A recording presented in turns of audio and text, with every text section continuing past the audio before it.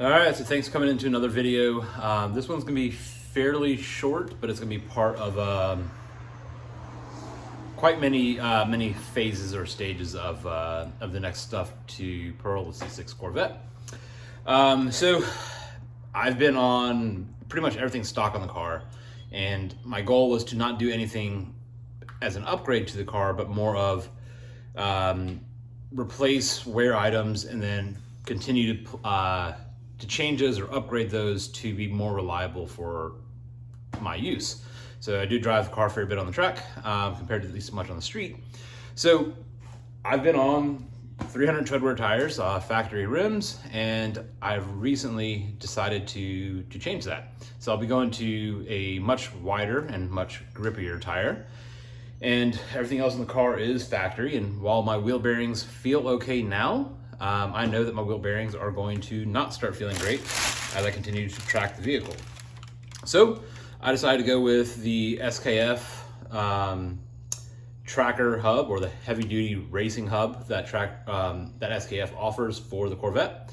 And when I did do this, I did make the selections to not get ARP studs and to not have the ARP studs installed. The part that I failed to realize was that meant you just get the regular GM spec studs installed.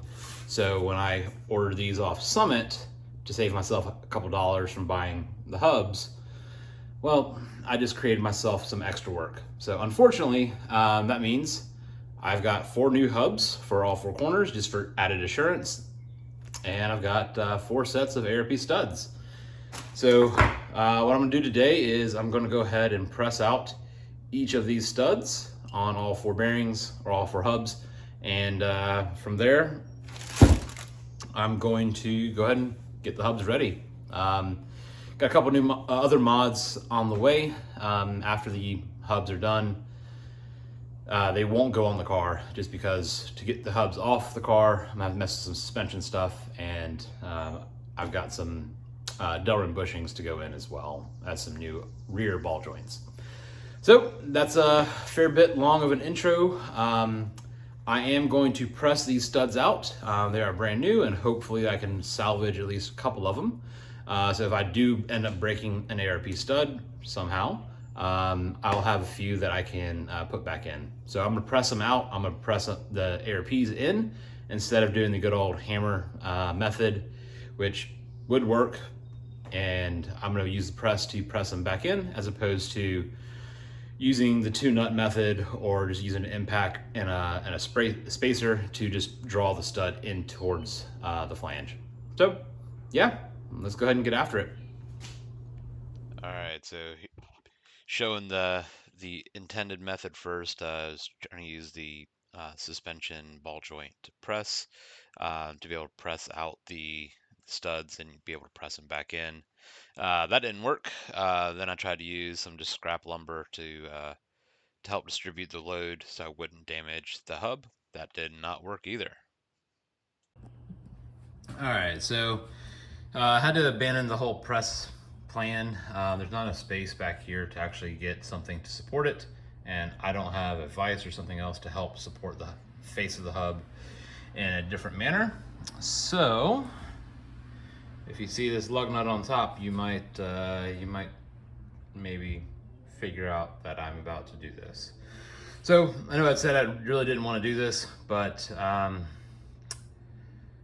do not have the proper tools, and yeah, well, let's get after it. So here we are on the second attempt at doing this. Now actually using the hammer to drive out the studs.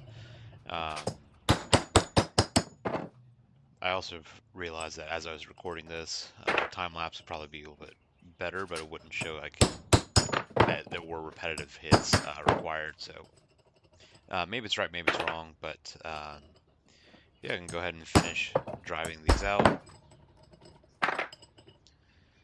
and then it's going to go ahead and get into the install part of it.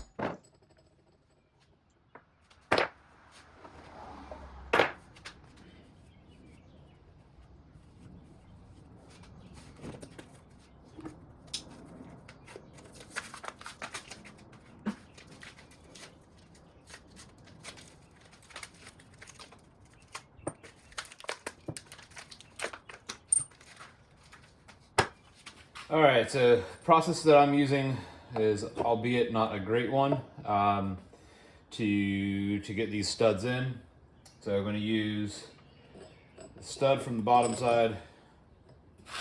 I've got a nylon spacer. It's drilled out to fit over the stud. And then washer, smaller washer, and then back to the smaller washers on top.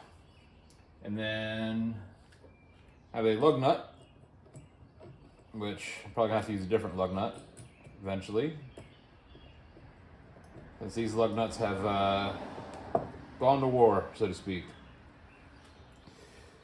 So get it snugged in by hand. Just take a small ratchet, just to make sure it's seated properly.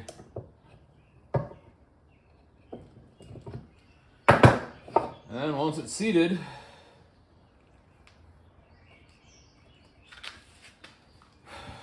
and this is the part that I really hate doing, I'm basically going to use a impact to run the lug nut down, which is going to then pull this stud into the hub. The nylon's there to help protect this machined surface. And yeah, whole bunch of uggas and a couple duggas.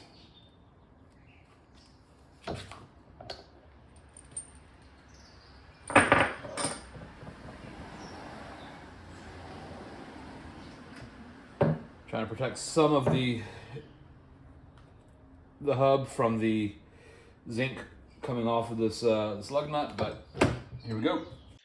Okay, so here we have the next part of it. Doing just a voiceover just because it's loud. Using the impact gun to tighten down the lug nut against the washers, which is against the face, which is then in turn pulling the stud into the hub. I did end up putting a nail through the mounting hole to help keep those little blocks that I have in place a little bit better for the next set of them. But yeah, one in and 19 to go. All right, so now we've got the nails going in to hold it in place, and it's just a rinse, lather, and repeat. The same process. I know Summit does make a kit for this, but didn't have it. All right, so now I got all 5 of these in this hub. I'm just showing you kind of what this method brings. So you definitely can see where the threads are being used to pull this in. They are ARP studs, so I think they'll be completely fine, honestly. But all this debris down here is all just flaking off of, I don't know if I can see that in the shadow. Ow, it's still really hot. So it's just flaking off this this material, and what used to be a conical seat is more of a flat seat now on this lug nut. So I'm definitely gonna have to replace those, or that one at least. But yeah, these washers just take some of the heat, and the pressure is distributed over this soft nylon, so protect these machine surfaces here. So we've gone through the what and the how and the why, and now we're just going to go ahead and let the rest of them go ahead and work themselves through. Going back, I definitely will have the Summit stud installer as well as its little bearing for it as well.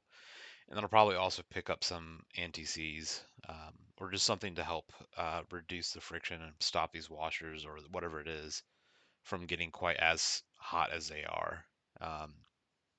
So through the whole process, I did damage 2 total lug nuts. So I ended up having to buy a couple more of those to be able to finish out the job of putting the car back together now that I robbed some of the parts for this little project. All in all, not too bad. All right, so second outro filmed after the fact when I got to edit and realized it didn't have an outro. So yeah, so this is the effective but not ideal way to install your lug nut or your lug studs, wheel studs. I think after all is said and done, if I would have spent the $180, $200 at Harbor Freight just for like a 10-ton shop press, this would have been faster and a better process and less damage to anything else that I may have done that I don't know about yet. I did need to buy the 1/2-inch impact, so it wasn't a total waste of me buying that, but yeah, if I had the space to have a shop press, I probably would have just done that and moved on. But yeah, that's kind of where we're at. So this is kind of the first step. Then I'll start getting stuff ready. I'm gonna try to do one more track day before I start taking the car apart for suspension bushings, rear ball joints, and getting it realigned more for like a better track alignment. So I am gonna go up to a wider wheel and stickier tires. So yeah, stay tuned for those in the coming weeks.